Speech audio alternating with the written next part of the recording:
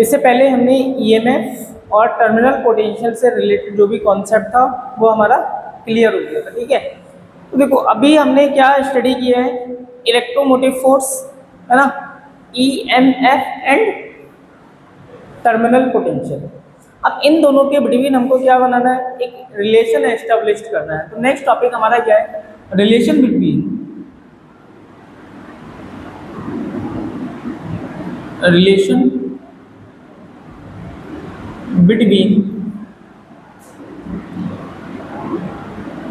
EMF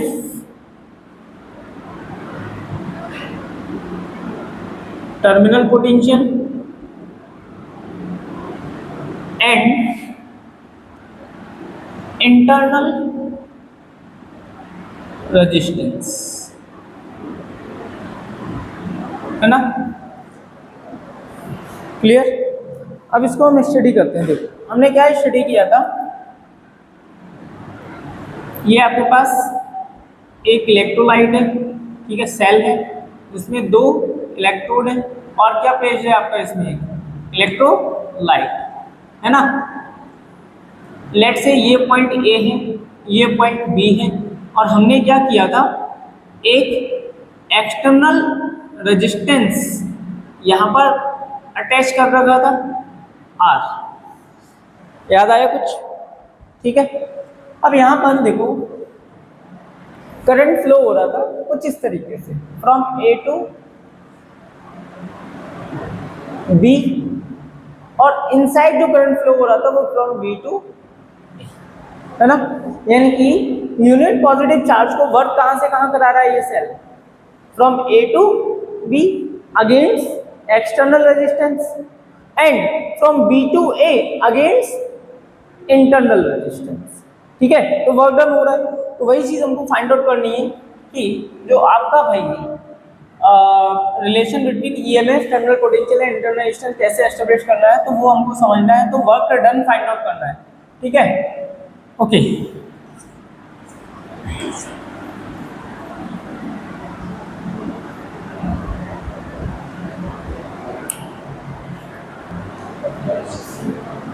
तो EMF क्या होता है, देखो लास्ट टाइम हमने स्टडी किया था EMF,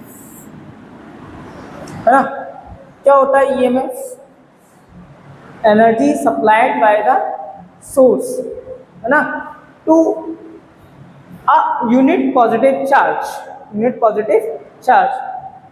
to move once around the circuit, one complete cycle along a circuit, है ना। इसको हमने बोला था ईएमएफ। तो वर्क डन या एनर्जी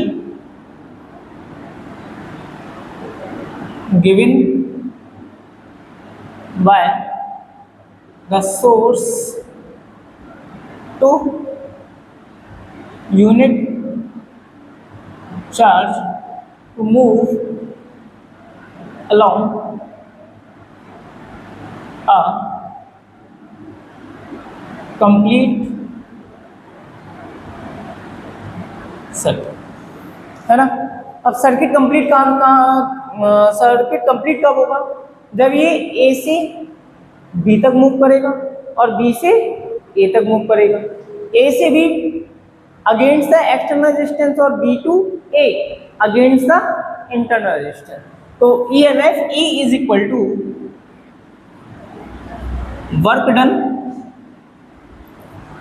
अगेंस्ट एक्सटर्नल रेजिस्टेंस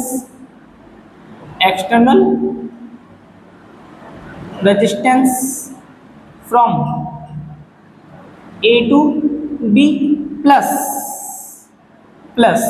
देखो अभी हाफ सर्किट कंप्लीट हुआ है, ए टू बी। अब कहां से पहुंचना है, बी टू ए। तो वर्क डन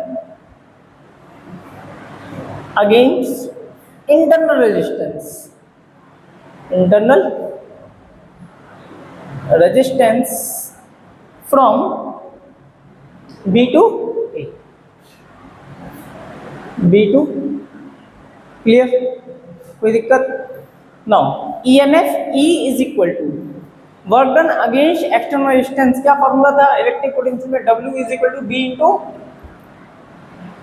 क्यू, ठीक है। अब क्यू हमने कितना एज्यूम कर रखा है, कितने चार्ज को, यूनिट चार्ज, है ना। तो वर्क डन किसकी इक्वल होगा, V की इक्वल। अब यहाँ पर अगर बात करें तो यहाँ पर वर्क डन कितना होगा, देखो V terminal potential, terminal potential कितना है, A एंड B की बिटवीन टर्मिनल पोटेंशियल कितना हुआ, V फ्रॉम A टू, ठीक है, plus from B to A इसका V डैश कितना हुआ, V dash, okay. E is equal to V plus internal resistance के अगेंस्ट कितना वर्क डन हो रहा है, क्या फॉर्मूला होगा, V को क्या लिख सकते हैं, I, और इंटरनल रेजिस्टेंस कितना है, ठीक है। तो E is equal to V plus I। अब यहां से अगर हम टर्मिनल पोटेंशियल को ऑब्टेन करेंगे तो terminal potential V is equal to E minus I, E minus, आ गया रिलेशन, समझ आ गया रिलेशन, है ना। V is equal to E minus I R. कैसे ऑब्टेन किया, फिर रिपीट कर रहा हूँ कैसे, देखो EMF क्या होता है, ये सोर्स जितनी भी एनर्जी प्रोवाइड कर रहा है चार्ज को पूरे सर्किट में एक सर्किल को कंप्लीट करने के लिए, उसको हम क्या बोलते हैं, EMF, ठीक है। अब EMF जो है, E is equal to E energy given by the source to unit charge to move along a complete circuit। अब ये जो सर्किट कंप्लीट होगा वो दो पार्ट में कंप्लीट हो रहा है, फ्रॉम A टू B और फ्रॉम B टू A। तो वही चीज work done against external resistance from A to B and plus work done against internal resistance from B to A, ठीक है। अब यहाँ टर्मिनल पोटेंशियल कितना होगा, V, और यहाँ टर्मिनल पोटेंशियल कितना हो गया, let's say V dash. V dash को कैसे ऑब्टेन कर सकते हैं, V डैश को ऑब्टेन कर सकते हैं, देखो भाई करंट फ्लो हो रहा है ना I, और ओम्स लॉ के अकॉर्डिंग I इंटू R, ये हो गया पोटेंशियल ड्रॉप, है ना। तो E is equal to V plus I R. यहाँ से टर्मिनल पोटेंशियल को ऑब्टेन करें तो V is equal to E minus I। कोई डाउट यहाँ पर, कोई दिक्कत। अब यहाँ से एक चीज ऑब्जर्व हो रही होगी, V is equal to E minus I R. देखो E क्या है, EMF ऑफ द सेल, और माइनस IR, है ना। यहाँ पर कुछ ना कुछ क्या हो रहा है, निगेटिव हो रहा है, माइनस हो रहा है, यानी कि जो टर्मिनल पोटेंशियल होगा वो ऑलवेज किससे लेस देन होगा, EMF when circuit is closed, when circuit is closed. अगर सर्किट क्लोज्ड है तो उस सर्किट का जो टर्मिनल पोटेंशियल होगा वो ऑलवेज EMF से कैसा होगा, लेस। क्लियर होगा ये बात, ठीक है, नोट डाउन, नोट। अभी हमने रिलेशन ऑब्टेन किया, terminal potential, EMF and potential drop across internal resistance. IR यहाँ पे क्या है, potential drop across internal resistance, okay. Let's say this equation is no, let's say this equation is 1। Now again from equation first, again from equation first, E is equal to V plus IR, ठीक है। और V क्या है यहाँ पर, potential drop across external resistance. V क्या हुआ यहाँ पर, potential drop across external resistance. तो potential drop across external resistance, देखो करंट कितना फ्लो हो रहा है, I, तो पोटेंशियल ड्रॉप कितना हो जाएगा, V is equal to IR, है ना। तो E is equal to V is equal to I into R plus I internal resistance R, ठीक है। I common, R plus then I is equal to E upon R plus this is the equation for electric current, ठीक है, which is drawn from the cell. Cell से जितना current drawn हो रहा है उसको हम ऑब्टेन कर सकते हैं फ्रॉम दिस इक्वेशन। क्लियर हुआ, ठीक है। नाउ एक एक्सप्रेशन और देख लेते हैं, क्या है वो एक्सप्रेशन, अगर हम यहाँ से ऑब्जर्व करें, ठीक है। Again from equation first, again from equation first, क्या है, E is equal to V plus IR, ठीक है। E is equal to V plus IR, okay. Now terminal potential को मैं इस साइड ले आता हूँ, ई माइनस वी, ठीक है, इज इक्वल टू आई। कोई डाउट यहाँ तक? नाउ आई अपॉन में ले आता हूँ, तो आई अगर मैं अपॉन में लेके आऊँ तो internal resistance R is equal to E minus V upon I, ठीक है। ये भी एक एक्सप्रेशन है, एक और यहाँ से ऑब्टेन होता है, ठीक है। किस तरीके से, देखो अगर मैं यहाँ पे क्या करूँ, बी कॉमन ले लेता हूँ, है ना। अगर मैं यहाँ से बी कॉमन ले लूँ तो क्या हो जाएगा, बी मैंने कॉमन लिया, ठीक है। नाउ इसको मैं क्या लिख सकता हूँ,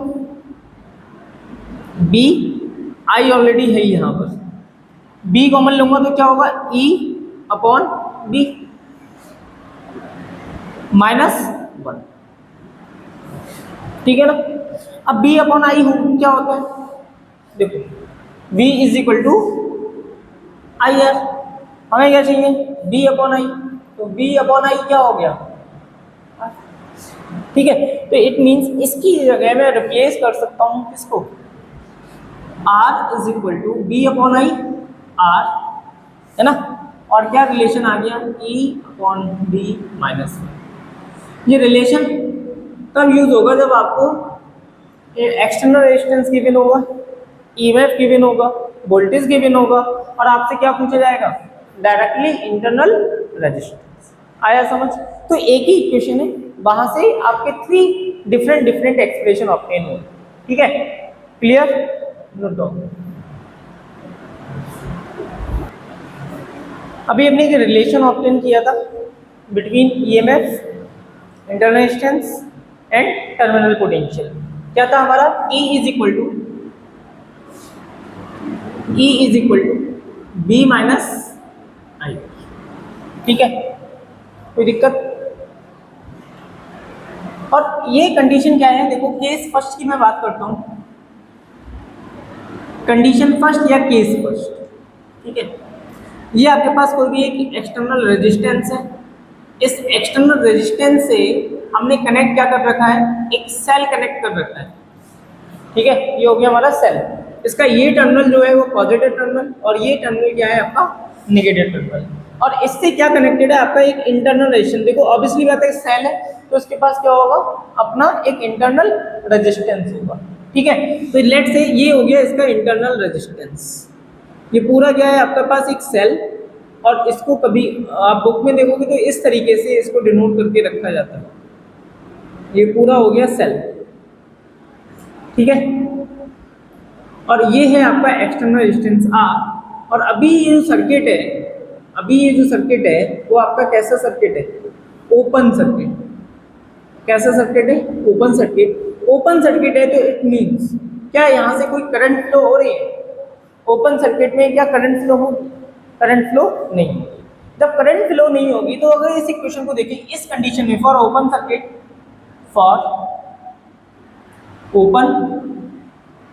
सर्किट, आई की वैल्यू क्या होगी, 0, आई की वैल्यू 0। और आई की वैल्यू 0 है तो इस इक्वेशन को अगर आप देखें तो E is equal to B minus I R, I R वाला टर्म्स क्या हो गया, 0। तो it means EMF is equal to terminal potential. Condition याद रहेगी कि किसी भी सेल का जो टर्मिनल पोटेंशियल है, अगर आपका सर्किट ओपन है तो आई की वैल्यू 0, आई की वैल्यू 0, इस इक्वेशन में आई की वैल्यू 0 रखते हैं तो E किसके इक्वल होगा, B की इक्वल। ये किस कंडीशन को बता रहा है कि अगर आपका सर्किट ओपन है तब जो टर्मिनल पोटेंशियल है वो किसके इक्वल होगा, EMF of the cell, EMF of the cell. तो फर्स्ट कंडीशन नोट कर लेते हैं, note down. The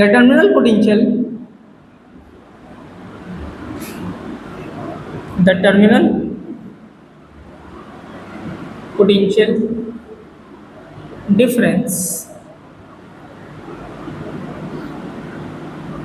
of a cell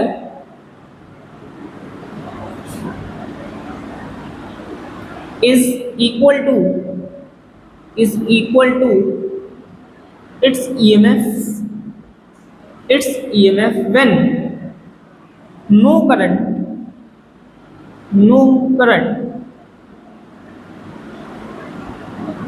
is being drawn from जब इस सेल से कोई भी करंट फ्लो नहीं हो रही है तब इस सेल का जो टर्मिनल पोटेंशियल है वो किसके इक्वल हो जाएगा, इसके ईएमएफ के इक्वल हो जाएगा। ठीक है, केस सेकंड,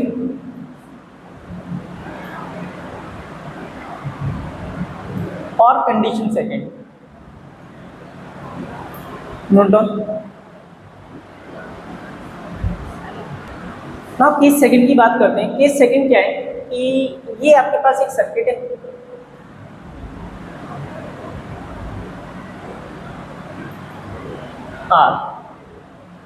इस सर्किट में आपने एक सेल कनेक्ट कर रखा है जिसका इंटरनल रेजिस्टेंस आर, ईएमएफ ई है ना, and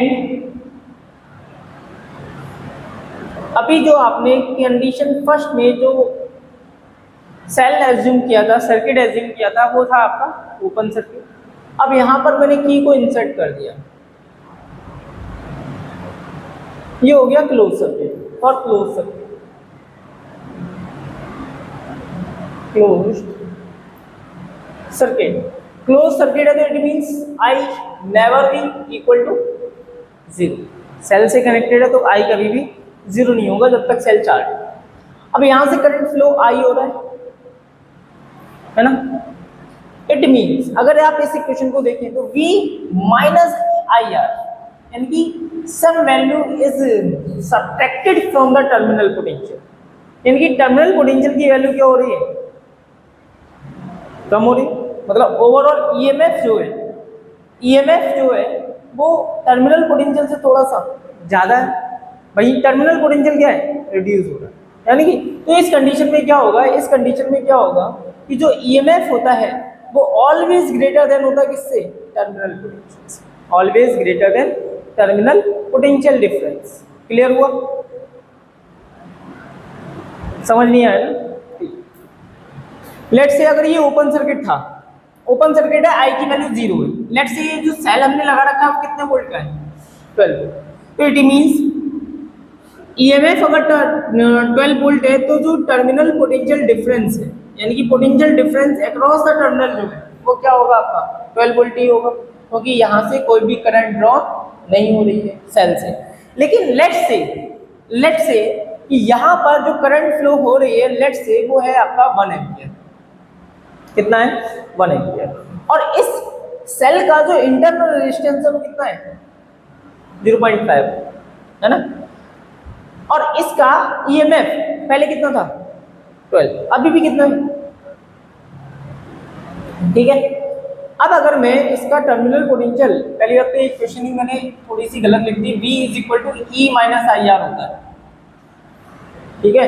V is equal to E minus I R, तभी समझ नहीं आया होगा, अब आ जाएगा देखो। अब यहाँ पे अगर मैं टर्मिनल पोटेंशियल को फाइंड आउट करूँ तो E माइनस आई की वैल्यू क्या है, 1। अच्छा, 12 माइनस आई की वैल्यू 1 इंटू 0.5 कितना हुआ, ये 12 माइनस 0.5 कितना हुआ, 11.5, यानी कि ईएमएफ की वैल्यू ग्रेटर है, कितनी है, 12 वोल्ट, और टर्मिनल पोटेंशियल कितना है, 11.5 वोल्ट। यानी कि जब करंट फ्लो हो रही है तो टर्मिनल पोटेंशियल क्या होगा, लेस होगा as compare to EMF of the cell. Clear हुआ। तो ये पॉइंट था, वो समझ इसलिए नहीं आया, वहां पर फॉर्मूला गलत हो गया था, ठीक है, तो मैंने अब करेक्ट कर दिया है उसको। तो वही चीज है कि भाई टर्मिनल पोटेंशियल जो होगा, potential difference across the terminal जो है वो लेस देन है किससे, ईएमएफ ऑफ द सेल, है ना, ईएमएफ ऑफ द सेल। कब, when circuit is close. Circuit कैसा है आपका, क्लोज सर्किट। क्लियर हुआ, ठीक है, note down.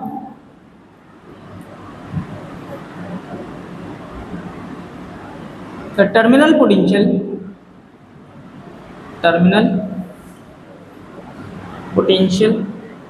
of a cell is always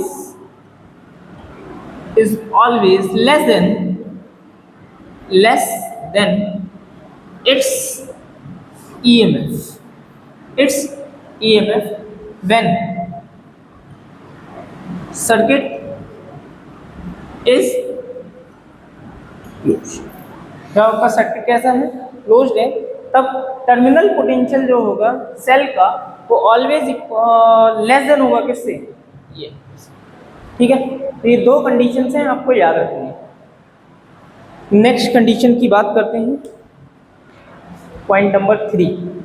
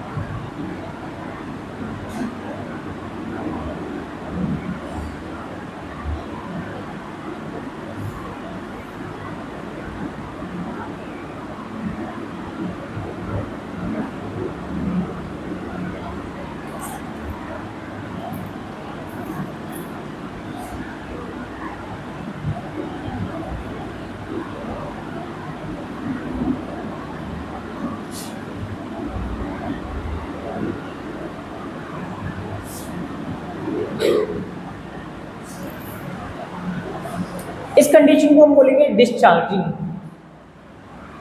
discharging, और इसको बोलेंगे हम चार्जिंग। मतलब क्या हुआ कि आपके पास एक एक्सटर्नल रेजिस्टेंस ये सेल और इसका एक इंटरनल रेजिस्टेंस आर, और स्विच कैसा है आपका, क्लोज सर्किट है, और ये आपके पास सेल है, इसका ईएमएफ ही internal resistance R, external resistance capital R. अब कंडीशन क्या, देखो इस सेल से करंट ड्रॉन हो रही है आई, है ना, जैसे टॉर्च में बल्ब ग्लो कर रहा है ना, तो वो कौन सी कंडीशन है, डिस्चार्जिंग कंडीशन। जो सेल है हमारा वो क्या होता हो रहा है, धीरे धीरे डिस्चार्ज हो रहा है ना, जैसे घर पे बैठ रहा है इन्वर्टर बैठ रहा है, वो भी क्या हो रहा है, धीरे धीरे डिस्चार्ज हो रहा है, क्योंकि हम उसकी एनर्जी को क्या कर रहे हैं, यूटिलाइज कर रहे हैं, है ना। तो इस कंडीशन को हम बोलते हैं डिस्चार्जिंग कंडीशन। और डिस्चार्जिंग कंडीशन के लिए जो टर्मिनल पोटेंशियल डिफरेंस है उसका फॉर्मूला हमने ऑलरेडी एक्सप्रेस कर रखा है, V = E - I। ये कंडीशन याद रखना और क्वेश्चन में बहुत ध्यान से पढ़ना, ठीक है, क्लियर। तो ये फॉर्मूला तब है, लेकिन अब बैटरी होगी डाउन, हमें क्या करना है, उसको चार्ज करना है, सेल को क्या करना है, चार्ज करना है। और सेल को अगर चार्ज करेंगे तो हम क्या कर रहे हैं, करंट सप्लाई कर रहे हैं, यानी कि एनर्जी सप्लाई कर रहे हैं सेल के लिए, स्टोर करने के लिए, ताकि हम उसको फर्दर यूटिलाइज कर पाए, यूज कर पाए जब भी हमें रिक्वायरमेंट होगी। तो अब यहाँ पर करंट क्या हो रहा है, करंट सप्लाई किया जा रहा है किसको, सेल को। तो ये कौन सी कंडीशन हो गई, चार्ज, है ना। अब हम सेल को क्या कर रहे हैं, चार्ज कर रहे हैं, तब उस केस में जो टर्मिनल पोटेंशियल होगा V = E + IR, E + IR, क्योंकि जस्ट अपोजिट है ना। पहले हम करंट को ड्रॉन कर रहे थे सेल से, लेकिन अब करंट को हम सप्लाई कर रहे हैं, एनर्जी को सप्लाई कर रहे हैं किसको, सेल को, तो माइनस की जगह क्या आ जाएगा, प्लस, ठीक है। अब क्या, जो आपका टर्मिनल पोटेंशियल है वो ईएमएफ से कभी भी ज्यादा हो सकता है, मैं बैटरी करंट देता रहूं, तो सेल का जो टर्मिनल पोटेंशियल डिफरेंस है वो कभी भी ईएमएफ से ग्रेटर हो सकता है, नहीं होगा, याद रखना, कभी भी ग्रेटर नहीं होगा, क्योंकि वो एनर्जी को उतना ही स्टोर करेगा जितनी इसकी कैपेसिटी है, ठीक है। जैसे ये 12 वोल्ट का है, तो ये कितनी एनर्जी को स्टोर कर सकता है, सिर्फ 12 वोल्ट तक की एनर्जी को ही स्टोर कर सकता है। इसलिए कभी भी जो आपका टर्मिनल पोटेंशियल है वो कभी भी ईएमएफ से ग्रेटर नहीं होगा, वो ऑलवेज लेस देन होगा या फिर इक्वल होगा। कंडीशन 2 ऑलरेडी मैं एक्सप्लेन कर चुका हूँ, क्लियर, नोट डाउन। एक मिस्टेक है हुई है यहाँ पर, क्या मिस्टेक है, B ऑलवेज लेस देन ये, अब ठीक है।